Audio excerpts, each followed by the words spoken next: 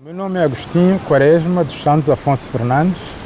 Eu sou santomense, nasci em São Tomé e Príncipe, aí no distrito de Água Grande,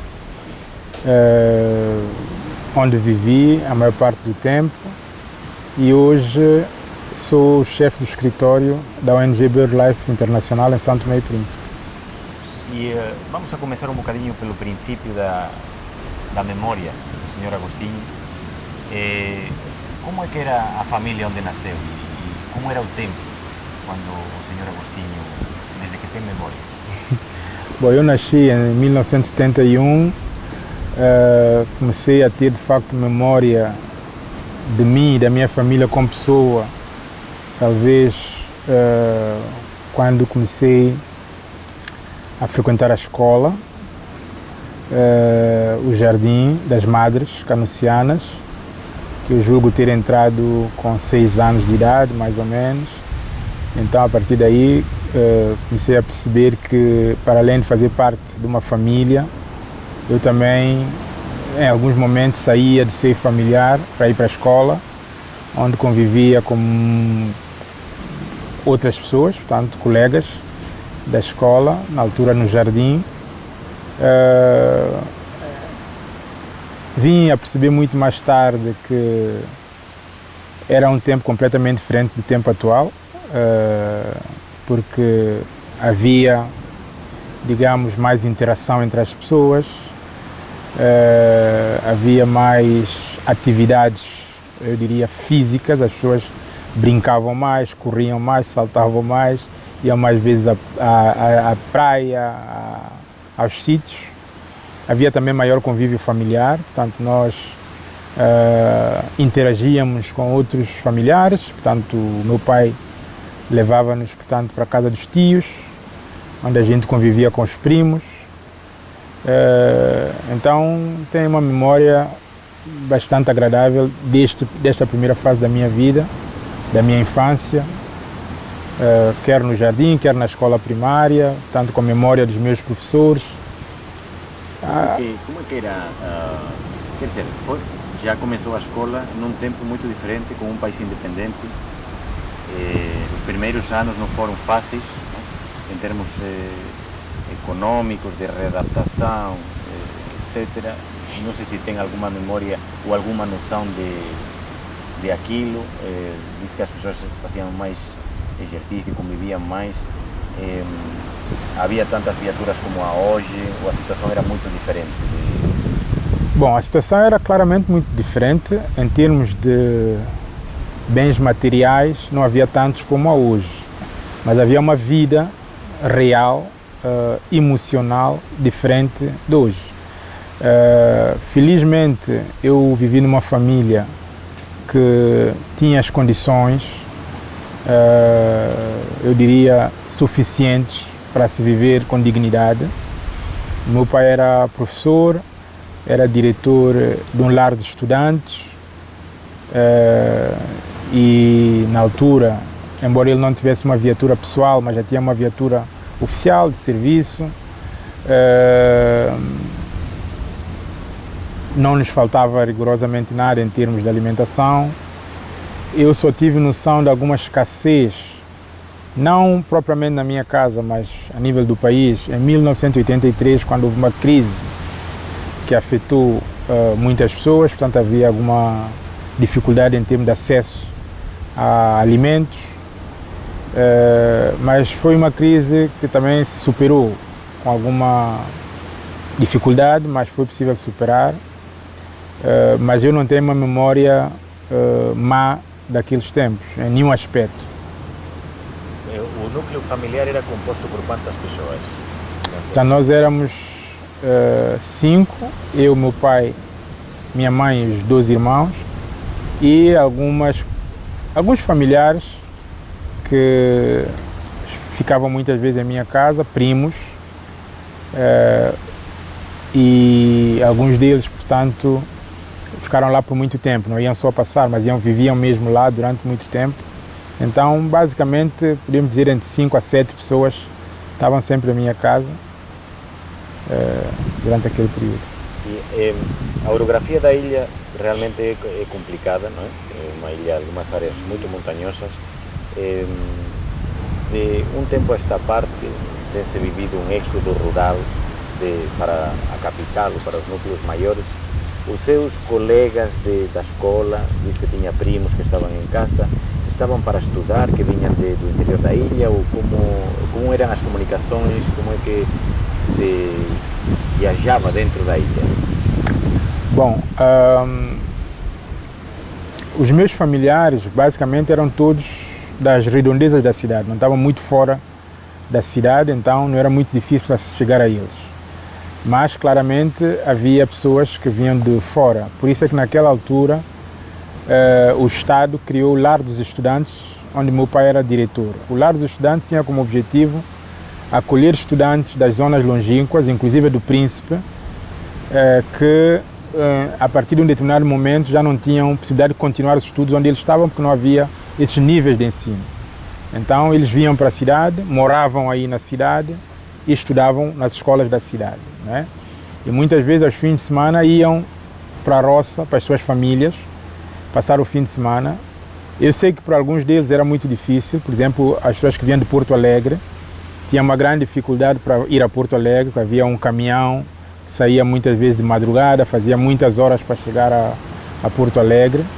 Mas outros não tinham tanta dificuldade assim, portanto havia pessoal da Santa Catarina, havia pessoal do Príncipe, que naquela altura havia aviões, iam para o Príncipe e passavam lá, não propriamente para fim de semana, mas as férias, iam e voltavam.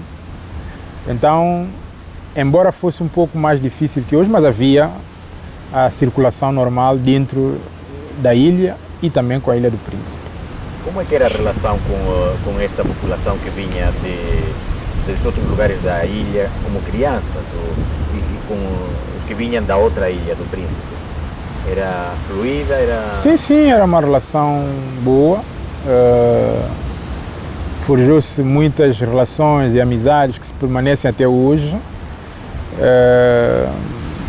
Uma das pessoas de quem eu me recordo que passou por lá é o próprio ex-presidente do governo regional, o José Cassandra, que estudou também no Lar dos Estudantes, assim como os irmãos dele. E então houve sempre uma boa relação, não havia qualquer tipo de problema. Naquela altura, eu acho que também não havia, porque havia um espírito de unidade que o próprio poder político procurava nutrir nas pessoas. Havia muitos intercâmbios internos e também externos, ou seja, o facto das pessoas serem de uma determinada localidade não fazia delas, digamos, pessoas excluídas, não é? Havia, na altura era o Partido Único, havia células do partido em todas as localidades, então havia muitos intercâmbios de várias formas, inclusive havia aquilo que se chamava trabalhos cívicos, em que as pessoas da cidade iam também para as roças, em acampamentos, para ajudar a trabalhar e fazer. Portanto, havia um intercâmbio, não me parece que, ou pelo menos eu não tenho memória de nenhuma dificuldade especial naquela altura. E em relação ao patrimônio cultural, vocês no arquipélago têm diferentes línguas. Como é que era esse convívio? Porque teria o crioulo cabo-verdiano, pessoas que talvez falassem o lungui, ou a língua forte daqui, o angular. Como é que era essa comunicação? Era fluida? Utilizavam, por exemplo, não sei se o senhor fala forro, por exemplo? Sim, bom, sempre a nível de toda a ilha, ou das duas ilhas, o português foi sempre a língua predominante. É verdade que há determinadas regiões que têm suas línguas, eu diria línguas locais, mas a comunicação foi sempre em português. E sempre que fosse necessário, por alguma razão, alguém falar uma das suas línguas locais, também não era propriamente problemático, mas não era propriamente uma língua de comunicação normal. Por exemplo, eu percebo perfeitamente o crioulo cabo-verdiano porque convivi com muitas pessoas que, embora falassem português também, mas quando quisessem falar o crioulo, falavam. E tendencialmente, nas duas ilhas, as pessoas que falam mais a língua local são as pessoas mais velhas. Tanto no ciclo infantil e juvenil, tendencialmente falamos o português, mas depois, entre os mais velhos, etc., fala-se mais as línguas locais. Então, há sempre essa possibilidade dos mais novos, mesmo não falando, mas perceberem. Então, há muita juventude da minha época que, sem saber falar propriamente o foro, mas entende completamente, porque ouvia os pais, os avós falarem nessa língua. Mas a língua base de comunicação da escola foi sempre o português. Acha que pode haver risco de perda desse patrimônio? Não sei se está na escola, sei que o Lunghi se dá nas escolas no Príncipe, não sei qual é a situação de falantes de fogo, ou de crioulo cabo-verdiano, ou de angolar. Qual é a situação? Não sei se sabe dizer mais ou menos qual é a situação. Eu acho que, como eu disse, essas línguas, embora sejam línguas secundárias, mas são línguas que são ouvidas na família. Por exemplo, na comunidade cabo-verdiana, eles podem falar o crioulo com os seus filhos em casa. Na escola, não, vão falar português, mas em casa o convívio é sempre em crioulo. Tanto mais que, se nós repararmos em São Tomé e no Príncipe também, as pessoas que são originárias de Cabo Verde, mesmo falando português, ainda mantêm o sotaque Cabo Verde, porque nas suas famílias falam. A mesma coisa com os angulares, portanto, entre eles, em casa e tal, falam a língua angular. O foro também é a mesma coisa. Na cidade, especificamente, talvez não tanto, mas nos arredores, as pessoas mais velhas falam em casa, em foro, e os miúdos entendem. Então, eu acho que pode haver com o tempo, de facto, a perda dessas línguas, mas eu acho que não é algo que vai acontecer tão já. De facto, onde nós verificamos que algum déficit é no campo da cultura, porque no passado a maior parte das manifestações culturais privilegiavam as línguas locais. Hoje menos, né? Inclusive, por exemplo, na música, no teatro, outrora era sempre a língua local que era privilegiada, hoje é um pouco menos. Então, há aqui um risco no domínio da cultura de haver uma perda paulatina, mas eu acho que as pessoas já estão conscientes desse facto e há um processo de inversão disto, no Príncipe claramente, mas aqui em São Tomé também há um esforço de utilização do foro, tradução, criação de um dicionário em foro, e eu acho que isso pode de facto ajudar. Vamos a pegar aí um bocadinho nessas memórias, nesse conhecimento que o senhor tem daquele tipo de família que, pelo que não sei se era uma família padrão a sua, porque estou a ver que são 3 filhos. Hoje em dia a população em São Tomé cresceu muito, estamos a falar de mais de 200 mil habitantes, onde mais de 50% tem menos de 18 anos. A estrutura familiar mudou, ou era já na altura assim, e é que a sua era um bocadinho diferente, quer dizer, o número de filhos, por exemplo, por família? Não era tão diferente. O meu pai tinha 3 filhos com a minha mãe, mas ele tinha 2 filhas fora, até mais velhas do que eu, e nós nos comunicávamos. Elas também vinham à minha casa de vez em quando, fins de semana passavam. Então, bom, eu acho que o número médio de filhos para São Tomense, se calhar 5, 6, não é? Há uns que têm muito mais, há outros que têm um pouco menos, mas sempre foi mais ou menos isso. Hoje as pessoas estão um pouco mais, pelo menos a nível das pessoas que estão, eu diria, nos centros urbanos, estão um pouco mais conscientes de que precisam ter mais cuidado com o número de filhos que têm, devido àquilo que também querem dar aos miúdos em termos de educação, em termos de condições de vida. Outrora, as pessoas faziam os seus filhos e não se preocupavam muito com todo o processo de educação, formação desses filhos. Faziam filhos e pronto, os filhos tinham a ideia de que os filhos tinham que ter um mínimo de estudo, tinham que ir para a escola, mas não faziam questão de querer ter um filho, digamos que forçosamente tivesse que concluir a universidade, etc, etc. Por isso é que não criavam as condições para que isso acontecesse. Então, alguns conseguiam, mas havia sempre um ou outro que não conseguisse avançar, e mesmo que a criança tivesse conseguido atingir um certo nível de estudo, depois os pais já não tinham condições para fazê-los continuar. Mas hoje eu acho que há uma consciência um pouco maior. É verdade que nas zonas rurais a situação é um pouco diferente, porque o tipo de vida que também levam lá é muito mais propensa à procriação, porque muitas vezes não tem muitas coisas para fazer, tem muito tempo, digamos, sem alternativas, estão ocupados durante um certo período, mas depois, no outro período, não tem muitas coisas a fazer. Então, há esse risco de procriação e proliferação de crianças que se vê, mas eu não diria que há uma mudança estrutural entre o passado e o presente. Da família em São Tomé. Vamos pegar aí um bocadinho também no ensino, no seu caso, o fenômeno, ou seja, a instituição universitária em São Tomé é uma entidade relativamente recente, uma aposta importante para a formação de quadros superiores. No seu caso, como é que foi a sua formação ao longo do tempo? Falou estava na cidade, portanto tinha esse acesso, o seu pai também era diretor de uma entidade vinculada ao ensino médio, suponho, e também havia a possibilidade de formação superior no exterior.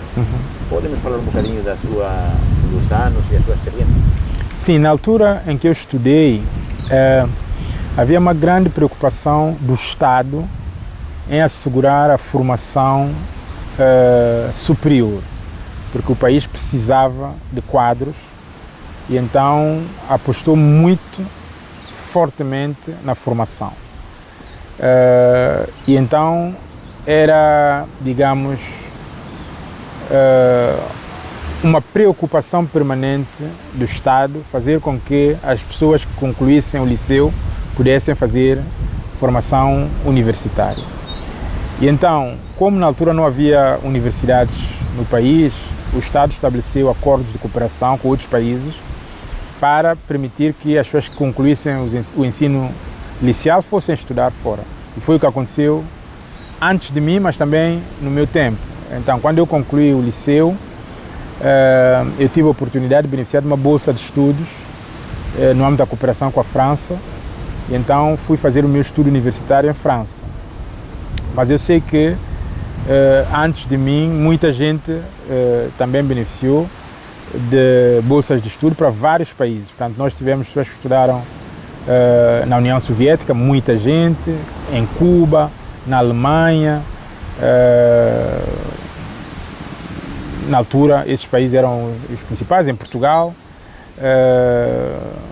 França, depois outros países, portanto tivemos países africanos, Marrocos, Argélia, pessoal que foi também para o Brasil. Portanto, o Estado tinha sempre essa preocupação de criar oportunidades de formação superior, que beneficiou claramente muitas pessoas em São Tomé e Príncipe. E no meu caso específico foi a França.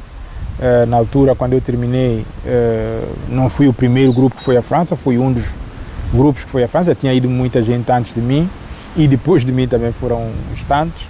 Então havia essa preocupação. Hoje, apesar de termos já algumas universidades, inclusive uma universidade pública, o Estado continua, portanto, com esta preocupação e continua a oferecer bolsa de estudo, embora tenha havido uma diminuição por parte dos próprios países que outrora providenciavam essas bolsas de estudo, mas o Estado tem essa preocupação hoje de procurar formações no exterior.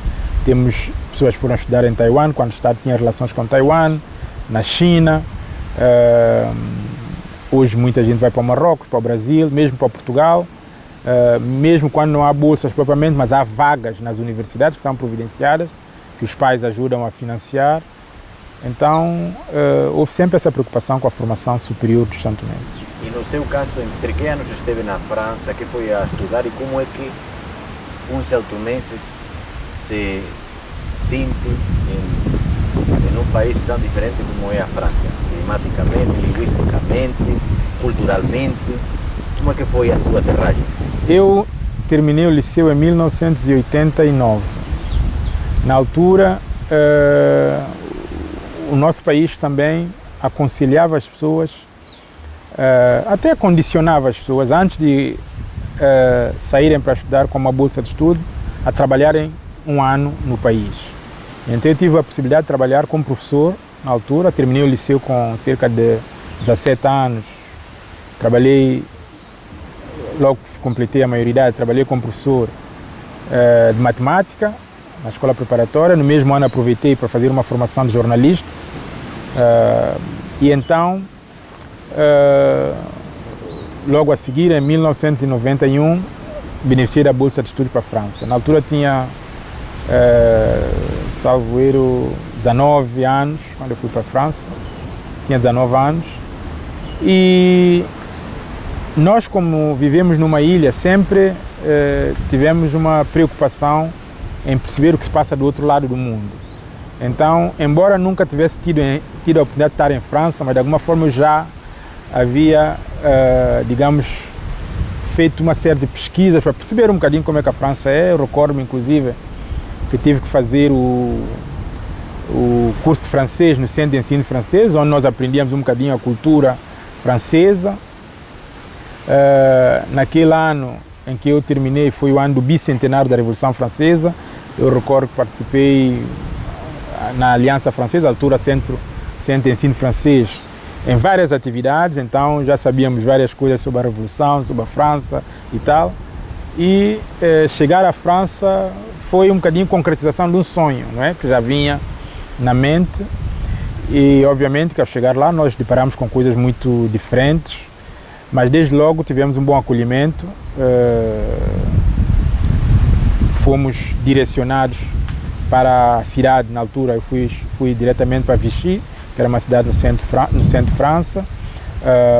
Providenciaram tudo aquilo que a gente precisava, integraram-nos, não é, no seio dos estudantes. Fomos fazer a língua, então havia um centro de estudo de língua francesa em Vichy, onde iam estudantes de vários países.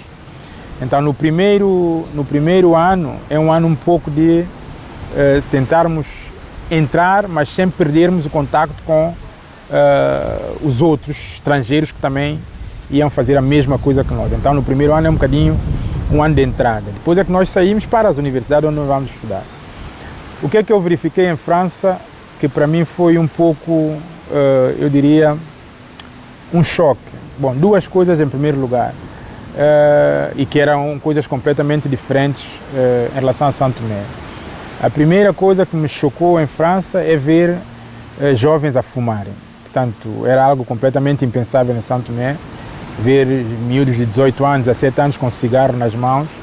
Isso parecia-me algo impensável, porque não havia. Inclusive nem há hoje. Se olhar, andar pela cidade aqui em São Tomé, raramente vai ver crianças com cigarro na mão, mesmo adultos, vai ver poucos, não é?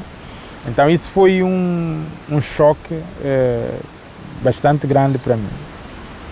E o segundo choque foi ver o número de portugueses que havia em França também.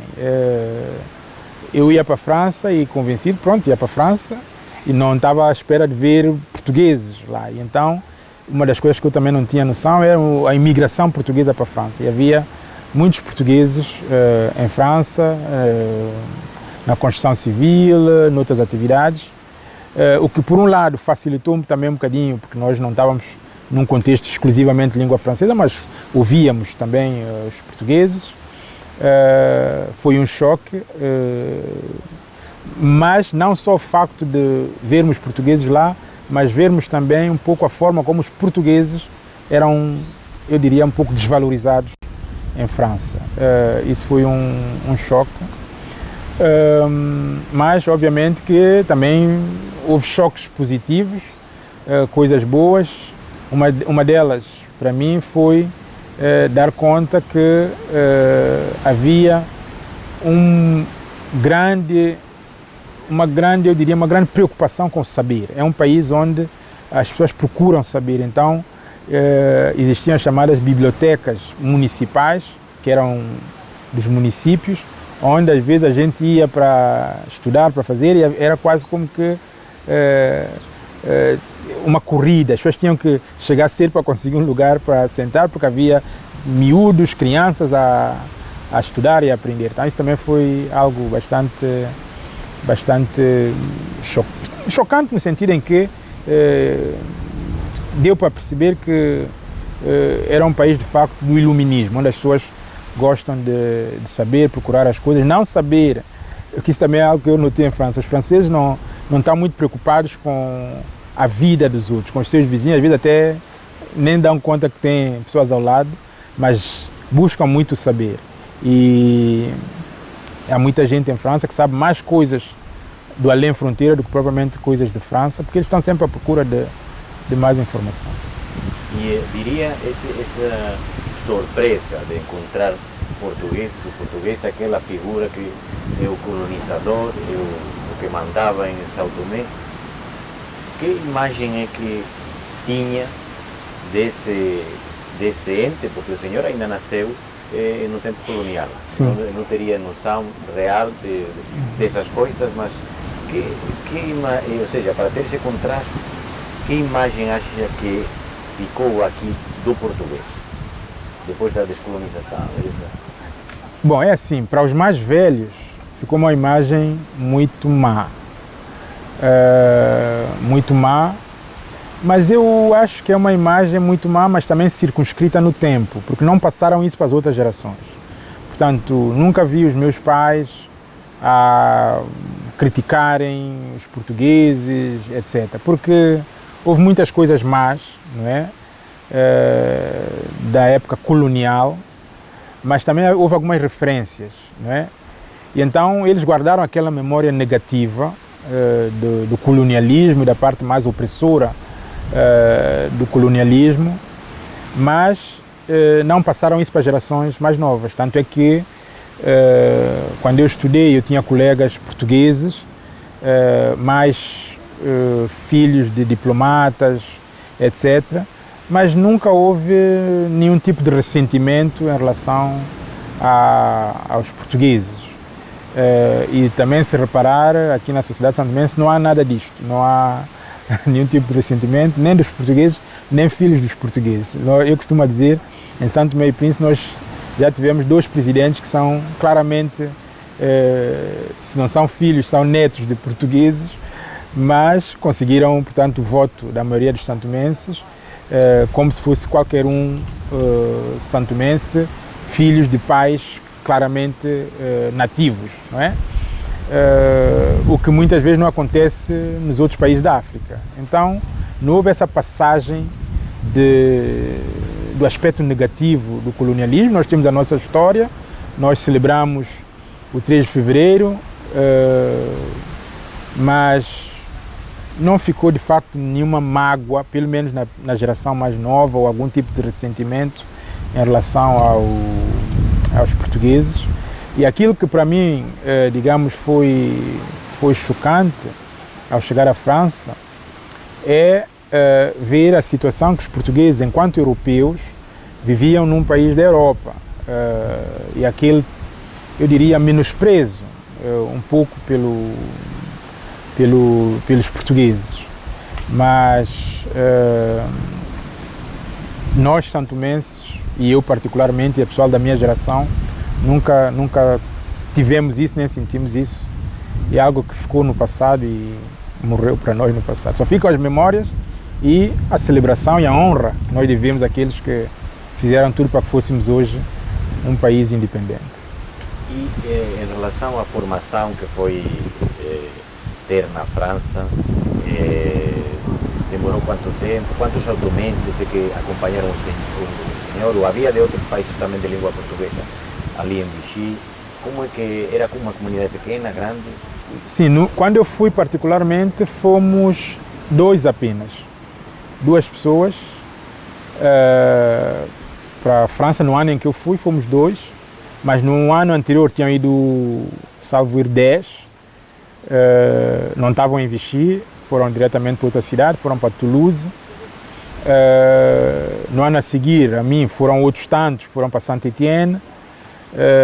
Investi, pronto, nós tivemos a oportunidade de ter lá angolanos, poucos, moçambicanos, guinenses, cabo-verdianos. Então havia uma pequena comunidade lusófona lá. Eu fiquei a investir um ano e depois fui para Pau, que é no sul de França, para fazer a licenciatura.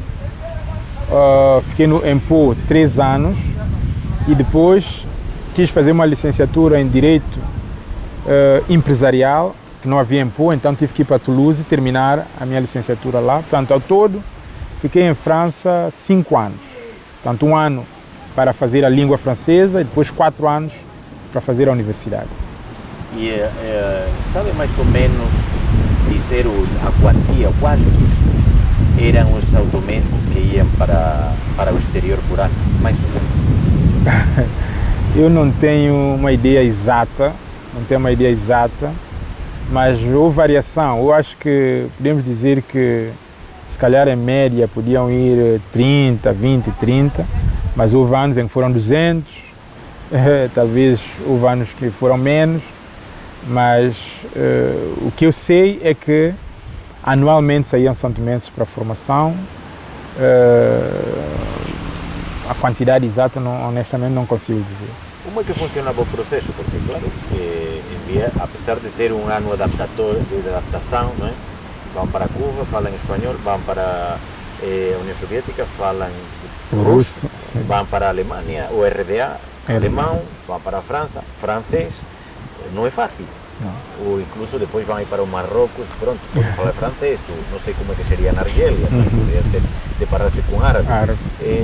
Como é que funcionava a atribuição? O senhor é que se candidatava para determinado, havia umas vagas para determinadas formações, o senhor é que se candidatava, quero fazer isto, e isto onde é que se faz? Na França, então vou me candidatar aqui, ou não, era o Estado que lhe atribuía? Não, houve vários momentos, no momento em que eu fui, e eu acho que isso era uma exigência da França em específico, eles procuravam os melhores alunos.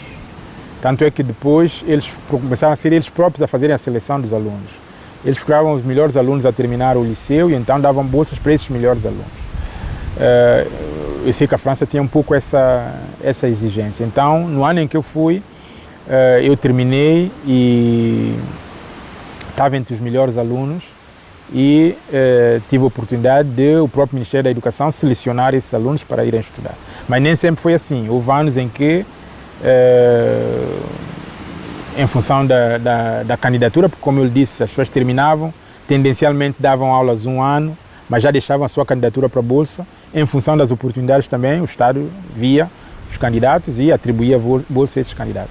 Mas também houve situações de privilégios, não é? Portanto, as pessoas que eram filhos de dirigentes, etc., muitas vezes eram encaixados e também iam, mas honestamente foram mais filhos de não dirigentes do que dirigentes, até porque haviam mais filhos de não dirigentes do que dirigentes, e então houve muita gente, felizmente, que foi formar-se naquela altura. Como eu disse, havia essa preocupação, primeiro por dotar o país de pessoas formadas, tanto é que no ano em que eu fui estudar, é o país que dizia o que é que nós íamos estudar. Portanto, eu nem sequer escolhi o curso que acabei por fazer, que afinal de contas era algo que nem estava nas minhas contas, não é? Portanto, eu era um estudante mais da área da ciência e o meu desejo era estudar informática, e o Estado na altura precisava de juristas formados em Direito Internacional. Na altura, quando eu saí, eu deveria fazer Direito Internacional. E, entretanto, eu cheguei à França e quis mudar de formação, porque não era aquilo que eu queria fazer, e não me deixaram mudar, porque disseram, não, isso é a exigência do país, o país precisa de formar alguém em Direito Internacional. Só que, mais tarde, como em França há a formação, portanto, geral, depois há a especialização, o último ano de formação, a gente pode escolher em que quer especializar-se. E eu, como tinha mais vocação para números, então preferi fazer Direito Empresarial, que tivesse mais disciplinas de gestão financeira, essas questões. Então tive a possibilidade de fugir um pouco a direito internacional e, bom, estudei direito internacional como uma das cadeiras, mas não a menção final do meu curso não foi direito internacional. Então havia essa preocupação do Estado de dizer, olha, façam isso, façam aquilo em função das nossas necessidades. E então também havia a necessidade do Estado, essa preocupação de formar pessoas do país. Por isso é que há muita gente do Príncipe que também beneficiou de bolsas de estudo e fizeram muitas formações para depois regressarem ao Príncipe, para poderem dar também o seu contributo lá na Ilha do Príncipe, como houve pessoas de Porto Alegre, de São João dos Angulares, de Santa Catarina, portanto, de todas as partes do país. E eu acredito que naquela altura, como havia essa preocupação, o processo era um pouco mais, eu diria, organizado e talvez um pouco mais justo. Obviamente que sempre houve essas possibilidades, mas era um pouco mais justo. Hoje, parece-me que é um pouco mais, eu diria, obscuro a forma como as pessoas beneficiam de bolsas de estudo e, honestamente, no passado, um filho de alguém humilde podia ter esperança de estudar e fazer uma formação no exterior, porque de facto ele não precisava de ser filho de alguém para eventualmente poder ir estudar. Hoje é um pouco mais difícil, pelo menos pela informação que eu tenho. Há muitas pessoas que saem quando essas vagas de muitos estudantes vão para Taiwan, vão para China, etc. Aí vai muita gente, porque não há suficientes filhos de dirigentes, mas sempre há um ou outro filho de dirigente também que entra nesses grupos para esses países. Portanto, agora os destinos principais agora são a China e continua a ser Portugal. Sim, a China nos últimos anos, sim, depois do corte de relações com Taiwan, a China acolheu muitos estudantes. Portugal são mais vagas do que propriamente bolsas de estudo, acho que há muito menos do que no passado. A França, julgo que já não há. A União Soviética também, muito menos do que no passado, se houver, são muito poucas. Então hoje é mais China, Marrocos, Brasil, onde estudantes vão mais. Como valora esse contributo dessa cooperação a um país que acaba de nascer e que tem que se valer por si? Qual é a importância do contributo dessa cooperação à formação superior? Eu acho que é muito relevante. É muito relevante e nós, santomenses, temos que ser muito gratos a esses países que financiavam essas formações, porque graças a elas nós tivemos a oportunidade de ter muita gente formada e eu costumo dizer que temos pessoas formadas em várias latitudes e que podem, digamos, aproveitar o que puderam aprender nessas latitudes para, de alguma forma, contribuir para a transformação de São Tomé e Príncipe. Por exemplo, se nós formos à França, vamos encontrar muita gente formada, mas a maior parte delas foi formada em França e só conhece da realidade francesa, só viveu a realidade francesa.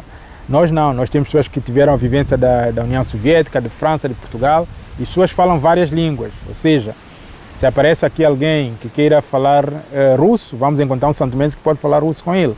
Se quem quiser falar espanhol, vamos encontrar um santomense que pode falar espanhol, pode falar francês, pode falar chinês, pode falar árabe, pode falar japonês, porque tivemos gente em todo o campo do mundo. Isso transforma-se numa grande riqueza para o nosso país, porque podemos de facto aproveitar o melhor de cada um desses mundos para poder transformar. Então, eu acho que foi muito bom, porque foram, digamos, investimentos que foram feitos. E o melhor investimento que pode-se fazer é nas pessoas. Então, se esses países apostaram na formação das pessoas, no nome dessas cooperações, claramente que, de alguma forma, nos puseram à nossa disposição a melhor ferramenta para poder transformarmos o nosso país. Em relação ao ensino, ainda e para concluir este domínio, São Tomé já forma os seus próprios quadros, também continua a formá-los fora. Na sua opinião, que é o que falta que faria diferença na estrutura de ensino, no tipo de formação? Que é o que falta e que para alavancar o futuro de São Tomé?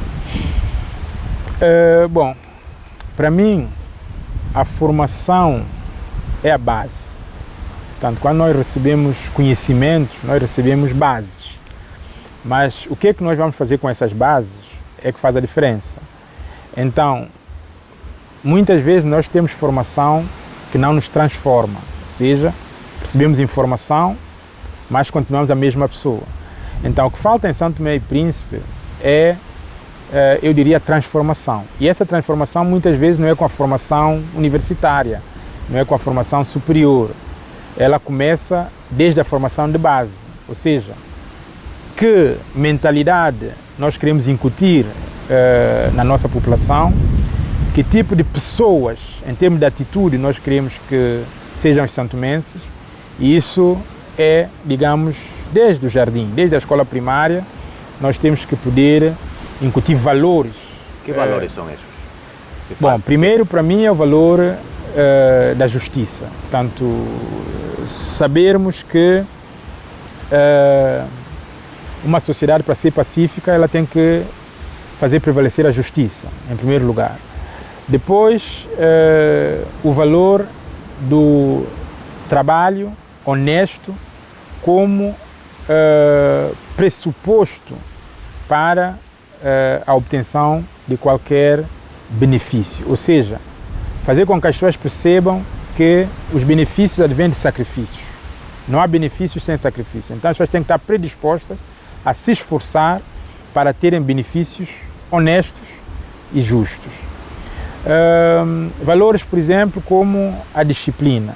A disciplina significa fazer o que tem que ser feito, como tem que ser feito e quando tem que ser feito. Ou seja, não sermos negligentes com as responsabilidades que nós temos. Valores como a solidariedade. Significar que, por mais que nós estejamos bem, se os nossos vizinhos não estiverem bem, nós seremos sempre um alvo. Eles serão sempre uma ameaça para nós. Ou seja, nós nunca teremos paz no nosso bem-estar se nós não fizermos com que haja uma inclusão e uma partilha, digamos, justa de benefícios para aqueles que fizeram sacrifício para o merecer. Valores como o respeito, que já havia e que nós perdemos bastante, que é o respeito pelas pessoas, pelos mais velhos e respeito pelo ambiente. Portanto, percebermos que o ambiente que nos rodeia é mais importante do que nós, porque se ele desaparecer, a nossa vida perde sentido imediatamente. Então, respeitar o ambiente, conviver com ele, mas saber que nós não podemos destruir em nome de nossos objetivos de curto prazo, não é? Então eu acho que esses valores são importantes. Também o valor do Estado de Direito, eu acho que isso é muito importante, porque na ausência de um Estado de Direito reina o caos.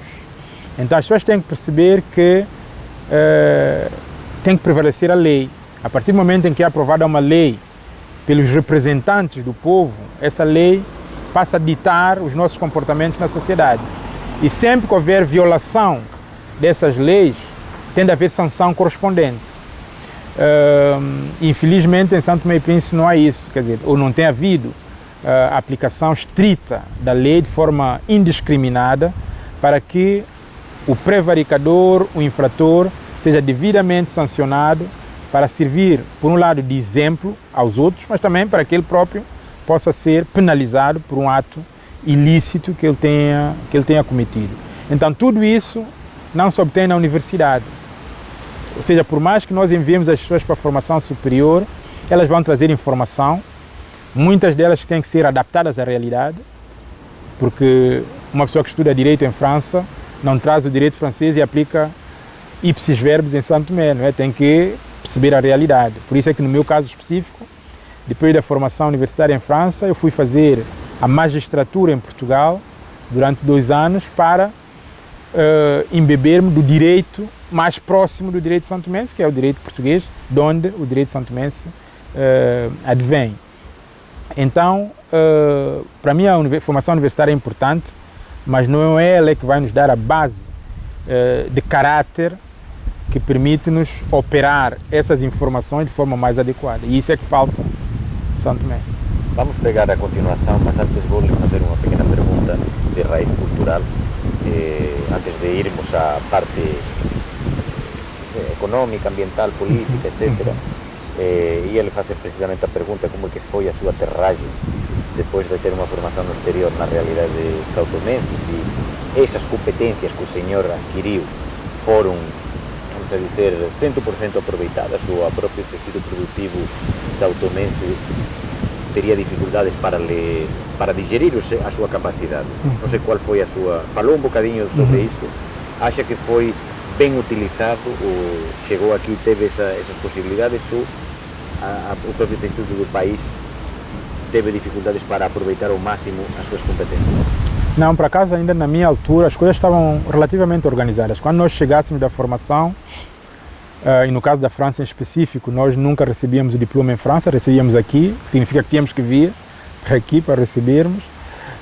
Havia uma estrutura do Estado onde nós íamos nos inscrever, informar que nós chegamos com a nossa formação, e então eles é que nos canalizavam depois para as oportunidades de emprego que acontecia. Então foi o que aconteceu basicamente comigo. Eu fui me inscrever e eles então foram à procura. Obviamente que eu também tinha que fazer as minhas pesquisas. No meu caso em concreto, fizeram-me uma sugestão que não foi a que me interessava mais. Eu acabei por ir para outra que eu próprio fui procurar, que é trabalhar como assessor jurídico na direção de finanças. Aquilo que eu trazia como formação de França, em termos de informação e forma de pensar, ajudou-me claramente bastante, porque eu tinha os princípios jurídicos fundamentais, tinha o raciocínio jurídico, mas a informação que eu precisava para, por exemplo, dar os meus pareceres, eu tinha que colhê-las aqui, nas leis daqui, não é?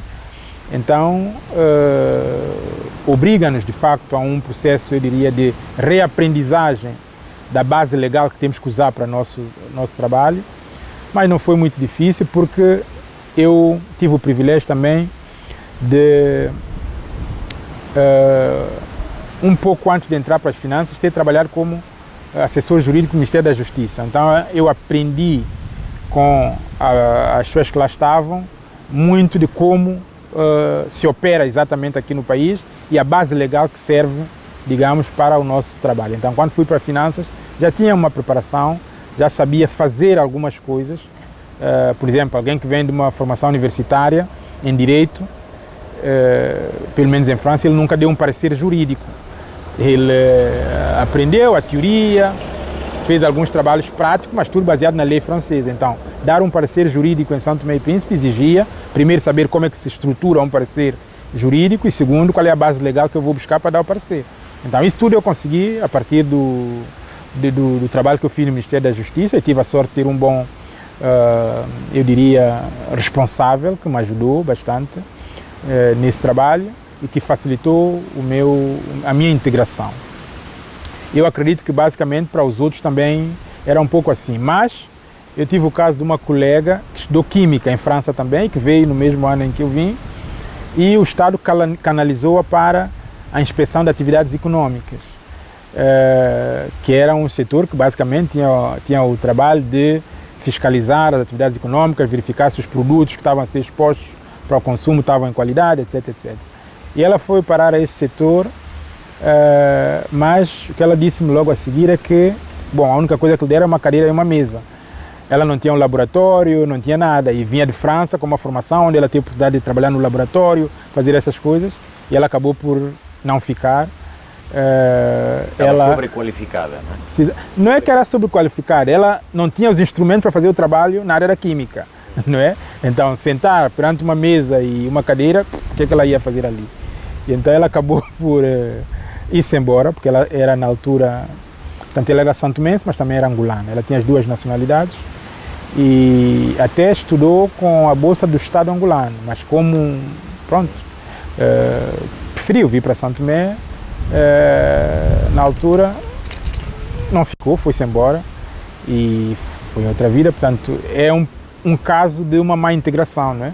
Não foi o meu caso, mas no caso dela, por exemplo, não funcionou pela área da formação que ela teve. tinha.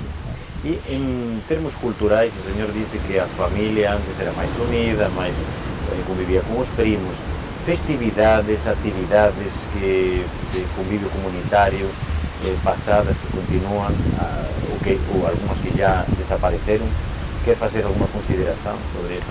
Sim, pronto, havia os convívios familiares, tanto através de núcleos familiares, mas havia também os convívios culturais. Portanto, uma das coisas que eu me recordo muito bem é que havia chamadas festas de trás da igreja, onde as famílias iam conviver, aqueles que eram não me recordo exatamente como é que se chama, mas as pessoas que tinham a obrigação de oferecer nessas festas, eles cozinhavam e levavam, depois faziam a distribuição da comida. E então havia essa interação. Hoje é a festa da Igreja de Madre Deus, amanhã é a festa da Igreja de Trindade, depois não sei quantos. Eu sei que essas coisas continuam, mas não me parece que seja com a mesma intensidade, porque eu, enquanto criança, participei com os meus pais em quase todas essas festas, mas já os meus filhos nunca participaram em nada disso. Então eu sinto que perdeu-se um pouco isto. Mas eu sei que continua a existir, inclusive, portanto, os santomenses hoje fora de São Tomé tentam replicar essa festa nos sítios onde eles estão, particularmente em Portugal, mas não sei se é a mesma coisa, com a mesma natureza.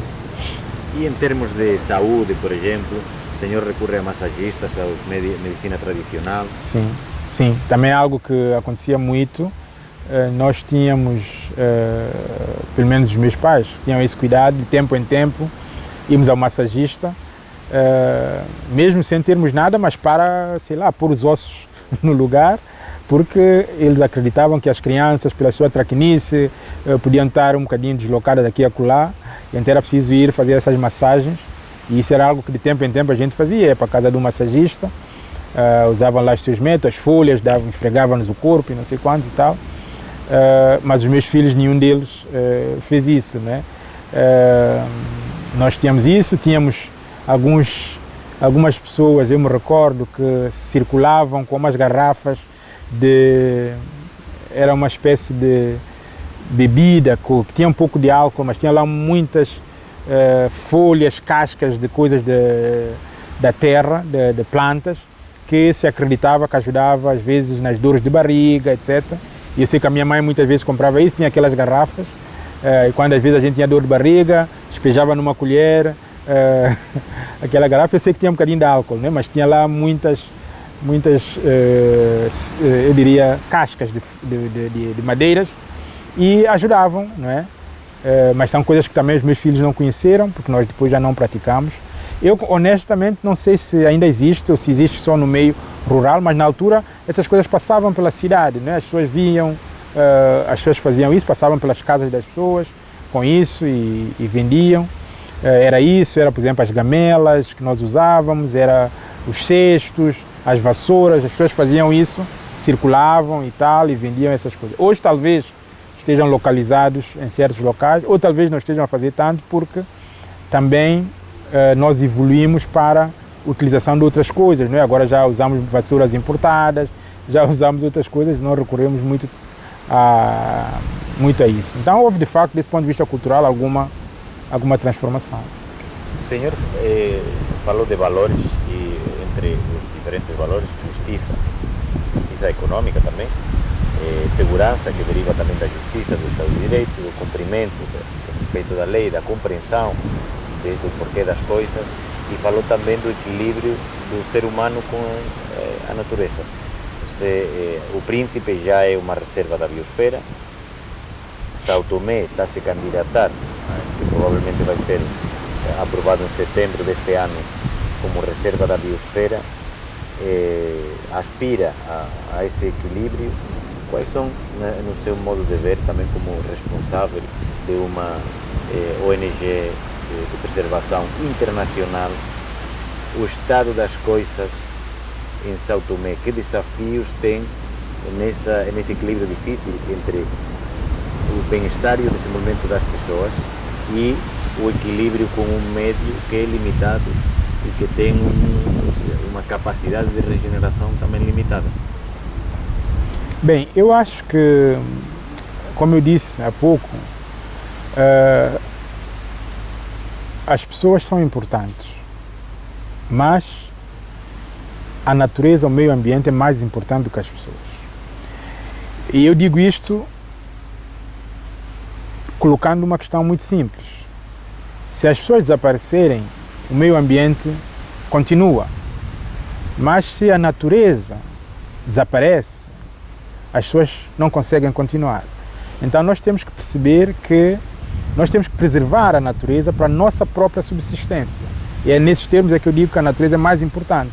Nós temos que preservá-la para a nossa própria subsistência. E muitas vezes eu, quando, no âmbito da minha atividade, quando dou uma outra formação neste campo, o que eu digo às pessoas é o seguinte: nós já perdemos muitos dos nossos familiares, eu próprio já não tenho meu pai nem a minha mãe, já não estão vivos, mas eu continuo aqui, continuo a existir.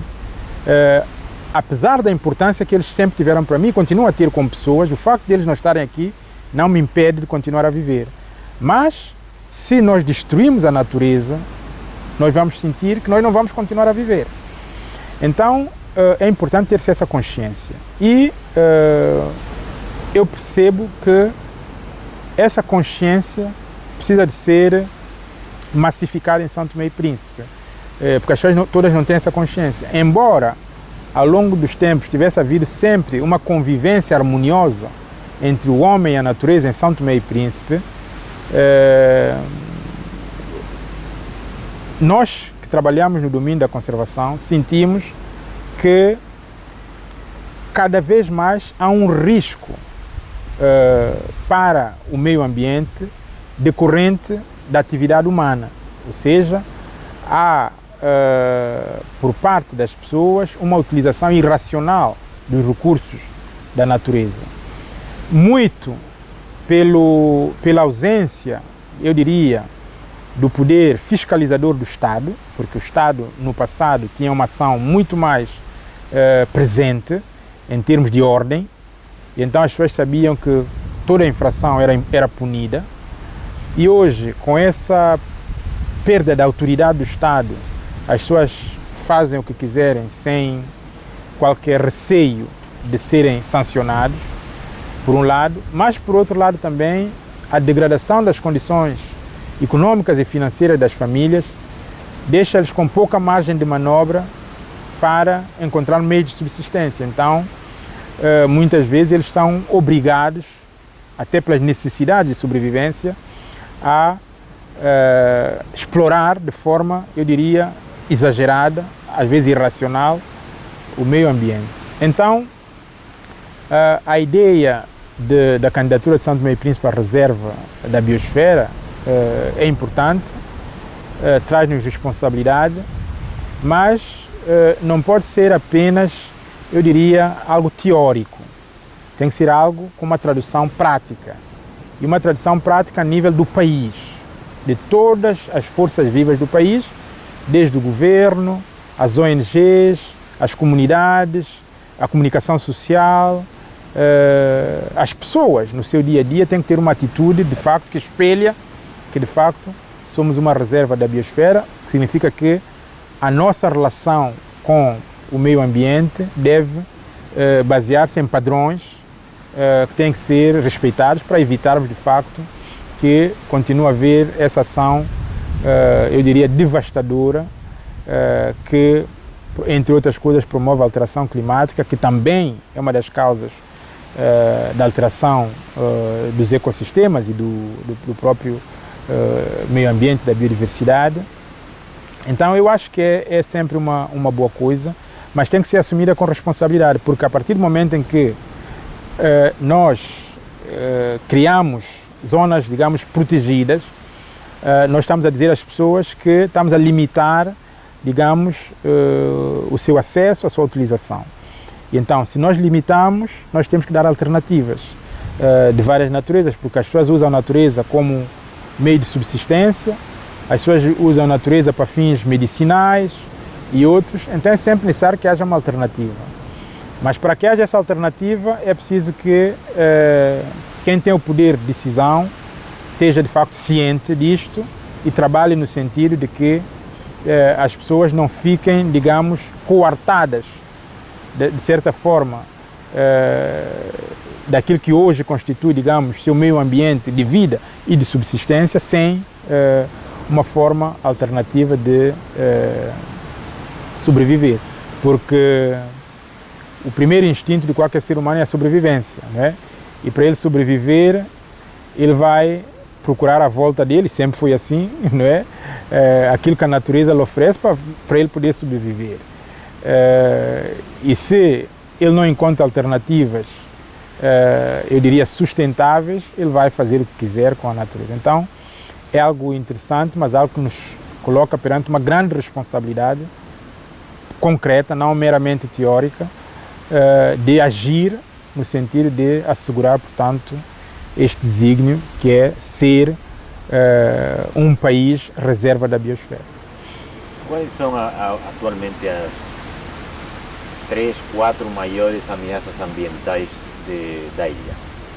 Bom, a primeira que nós consideramos é o abate ilegal de árvores, não é? Portanto, é algo que está a acontecer a uma velocidade muito assustadora e sem um grande controle por parte das autoridades fiscalizadoras, por várias razões, por não terem meios suficientes, mas também porque, por aquilo que nós nos apercebemos, quem tem o poder de fiscalizar muitas vezes não encontra amparo por parte do Estado, portanto eles correm riscos de vida quando vão ao terreno, as pessoas que são, digamos, apanhadas em ações de violação, nomeadamente no abate de árvore, muitas vezes não sofrem depois nenhuma consequência. Há situações até em que o material apreendido é restituído. Portanto, tudo isso são relatos que nós ouvimos de autoridades que têm a incumbência de fiscalizar essa ameaça particular e que muitas vezes acabam por ficar um pouco impávidas perante tudo isso. Outra ameaça que nós constatamos, por exemplo, é a extração ilegal da areia e de outros inertes. A mesma coisa, portanto, nós estamos numa ilha e nós sabemos que uma das atividades econômicas que poderia representar alternativa para a economia do país e para essa, eu diria, esta ação um pouco violadora da sustentabilidade ambiental seria o turismo, e uma das vertentes do desenvolvimento do turismo é a beleza da ilha através das suas praias, mas também da própria biodiversidade. Então deveria haver um esforço maior na preservação desses recursos, mas nós sabemos que as pessoas também precisam de construir, e para construir muitas vezes a areia é um dos recursos que elas precisam, então exploram de forma não adequada.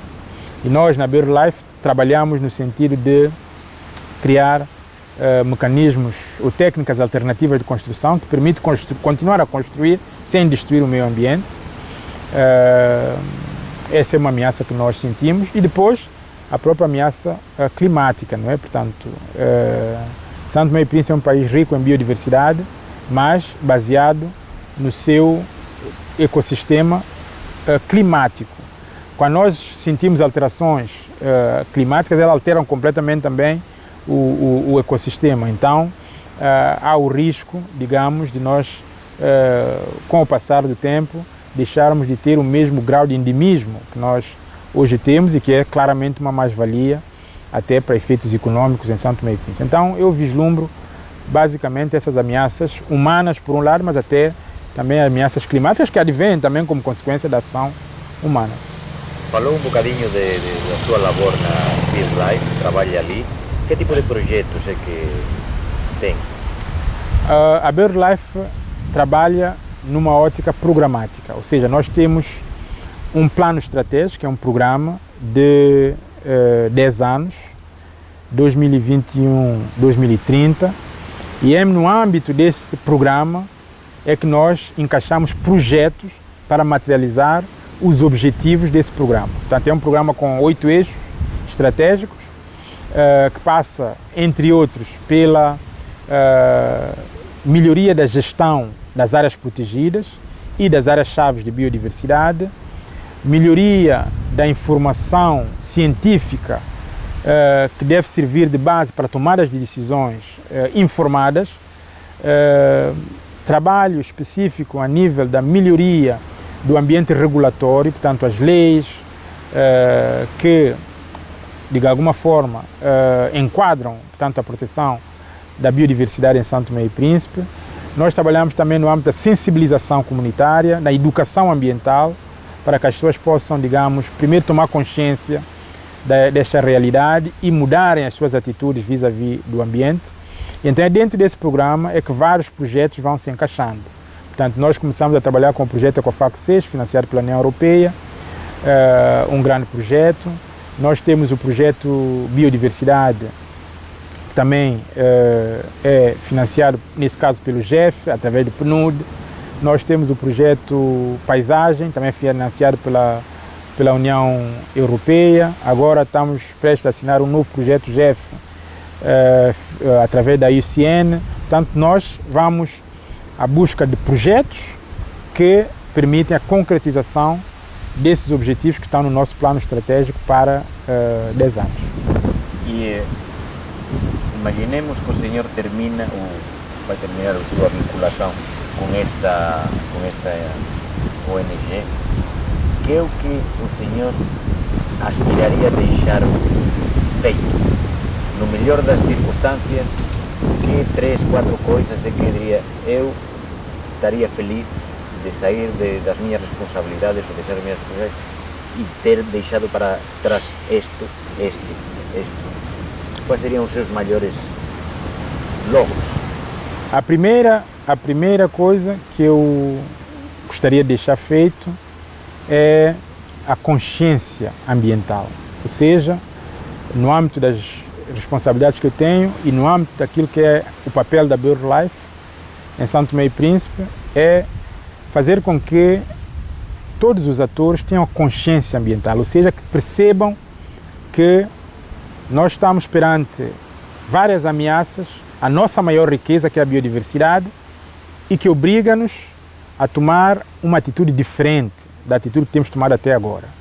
Portanto, quanto mais pessoas estiverem sensibilizadas para a necessidade de conservação da biodiversidade, digamos, melhor para o país, e eu me sentiria de facto realizado se tivesse a consciência que, ao deixar de continuar, portanto, a ter essa missão na BirdLife, sentisse que, doravante, as atitudes vão mudar, fruto desta ação de sensibilização e tomada de consciência.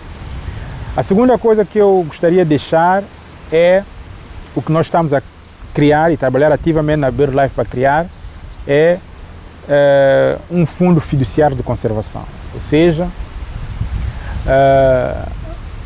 nós trabalhamos e criamos recentemente o fundo Ecotela, através de uma fundação privada que foi criada, com o objetivo do país dispor de recursos próprios, sustentáveis para a conservação da biodiversidade, porque hoje o país depende de financiamentos através de projetos. Então isso, por ser um tema que está na agenda internacional, permite-nos ainda ter recursos financeiros substanciais para fazermos as coisas, mas não são recursos, digamos, eternos. Pode ser que no futuro a agenda seja outra e as coisas sejam um pouco mais difíceis do ponto de vista financeiro para o país. E se nós não tivermos acesso a esses recursos, claramente que a situação da conservação vai ser muito pior. Então, uma das aspirações que eu tenho e que gostaria de ver concretizada é São Tomé e Príncipe ter um fundo fiduciário, eu diria com capital proveniente dos financiadores, mas que permitisse gerar um rendimento autônomo e que o Estado fosse utilizar, o país fosse utilizar apenas os frutos desse capital para anualmente desenvolver todas as ações que devem ser realizadas para bem da conservação da biodiversidade, da proteção do clima. A terceira aspiração que eu gostava de deixar também, se fosse possível, é encontrarmos com clareza os meios de subsistência que pudessem permitir às comunidades que hoje representam uma ameaça à biodiversidade poderem sentir que está aqui um caminho que, do ponto de vista econômico e financeiro, vai nos permitir viver sem comprometer a natureza e a biodiversidade. E o turismo sustentável seria, na minha opinião, um caminho. Então encontramos a forma de permitir que as comunidades rurais possam beneficiar mais e ser parte ativa no turismo em Santo Tomé e Príncipe, colhendo os benefícios financeiros do turismo para mudar a sua própria situação de vida.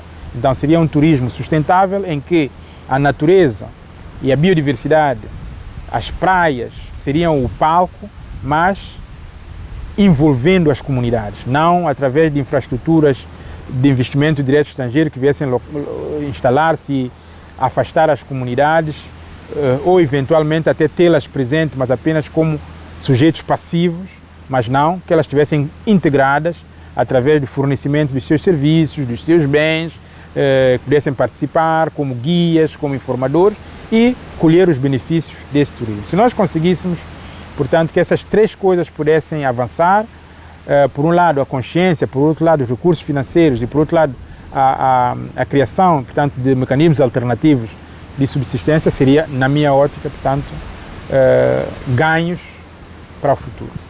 Grande aspiração. Espero que efetivamente que o país consiga ir enveredar por esse caminho. Acha que a declaração de reserva da biosfera poderia ajudar ou alavancar nesse sentido? E até que ponto, no presente, a juventude, que é a maior parte da população, ou a população em geral, está engajada com o projeto da reserva e com estes objetivos que o senhor está a colocar? Eu acho que não. Eu acho que, de momento, o nível de engajamento é teórico. Infelizmente, é algo que, como santomense, eu noto muitas vezes, é que nós abraçamos as coisas, digamos, na fase mais simples, fácil, mas depois na fase mais difícil, em que requer ação concreta para materializar o que nós abraçamos, muitas vezes nós abandonamos. Ou seja, a parte do sacrifício nós abandonamos. Então, eu vejo a Ilha do Príncipe um pouco diferente da Ilha de Santo Tomé, porque eu sinto que na Ilha do Príncipe há uma maior consciência ambiental. Talvez pela pequenez, há uma maior consciência ambiental.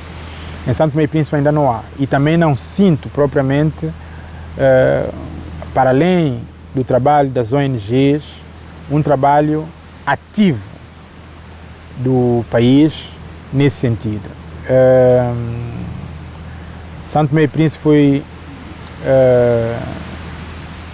presidiu, digamos, nos últimos anos, a comunidade dos países de língua portuguesa, e a temática de Santo Tomé e Príncipe foi precisamente juventude e a sustentabilidade. Então, foi um período, na minha ótica, em que o país devia, durante esses 2 anos, dar provas de facto que ele estava a engajar a sua juventude nas problemáticas de sustentabilidade econômica do país. E nós não sentimos propriamente isso. Houve uma ou outra atividade interna, obviamente que é um lema para a comunidade, mas o país tinha a presidência, tinha que demonstrar, na minha ótica, um pouco mais, mas não se sentiu muito isso. Por isso é que eu acredito que é preciso fazer muito mais para que esses desígnios que nós abraçamos se concretizem e não sejam apenas anunciados e que ficam, digamos, no papel sem uma tradução prática a nível do terreno. Porque as ações, elas decorrem daquilo que as pessoas acreditam. Então, não basta dizer às pessoas nós somos reserva da biosfera sem fazer com que elas acreditem nisso. E muitas vezes não há esse trabalho de fazer com que as pessoas acreditem nisso. E quando elas acreditam e vivenciam isso, é a partir daí que elas vão agir nesse sentido. Agora, dizer só que é reserva da biosfera, muitas vezes as pessoas vão dizer, ok, tudo bem, mas o que é que eu ganho com isso? O que é que isso me traz? Não me traz nada. Então, se elas não se engajarem emocionalmente nisso, não terão nenhum comportamento que condiga com esta vontade, às vezes muito mais política, que é expressa nesses momentos. Já deixou aqui uma mensagem aos seus concidadãos, falou de princípios, falou de coisas que também as instituições podem pegar. Que é o que nos diz aos estrangeiros, desde São Tomé e Príncipe, desde a vivência de São Tomé e Príncipe, que mensagem mandaria a quem lhe ouça em qualquer parte do mundo em relação a esse equilíbrio que aspiram aqui? Bom, o que eu digo é o seguinte, o ambiente não tem fronteiras, não é? Embora existem soberanias políticas estatais, mas o ambiente não tem fronteira, ou seja, um problema ambiental num país, de uma certa forma ou de outra, vai influenciar os outros. Então, eu diria que nós todos somos cidadãos do ambiente. Em termos ambientais não há nacionalidade, somos cidadãos do ambiente. E eu sei que há muitas pessoas que não são São Tomé, são estrangeiros, que nem vivem em São Tomé e que têm uma grande preocupação com a conservação da natureza em São Tomé e Príncipe. Porque as pessoas que amam a natureza, elas têm a noção de que não amam a natureza de um país em específico, portanto amam a natureza na sua globalidade, o planeta Terra é de todos nós.